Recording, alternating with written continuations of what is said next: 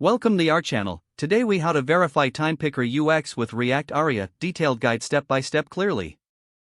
To begin verifying the time picker user experience with React Aria, set up a new React project if you haven't already. Install React Aria by running the command npm install at React Aria.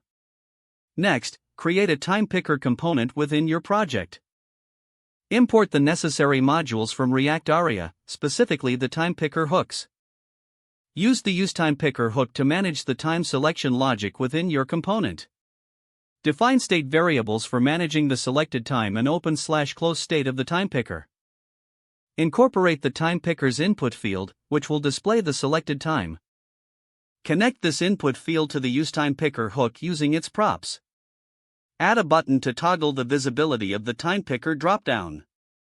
Make sure to handle keyboard interactions for accessibility using the appropriate Aria attributes. Create the dropdown that appears when the time picker is open and include options for each time increment. Ensure that each time option can be selected and updates the state with the chosen time. Add visual feedback for the selected time using styles or highlighted states. Test the component in various scenarios, including keyboard navigation and screen reader support. Use a testing library to write unit tests for the time picker component functionality. Review the component on different devices and browsers to ensure a consistent user experience. Gather feedback from real users to identify areas for improvement in the time picker UX. Adjust the component based on user feedback to enhance usability and accessibility.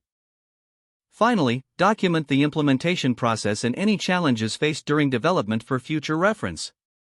If the page does not load, refresh the browser or try again in a private or incognito window. Make sure you are using the correct email address, then retype it carefully to avoid small typos. If your password is not accepted, use the reset option and create a new strong password you can remember. Check your spam folder for verification or security emails, then complete any requested confirmation steps. Enable two-factor authentication if available to improve account security and reduce unauthorized access risk. After signing in, review your profile details so your contact information and settings are accurate and current. If you see an error message, note it down and try again after restarting your device and internet connection. Log out when you finish, especially on shared devices, to keep your account and payment information secure. If the page does not load, refresh the browser or try again in a private or incognito window. Don't forget to like this video and subscribe to our channel for more step-by-step tech guides.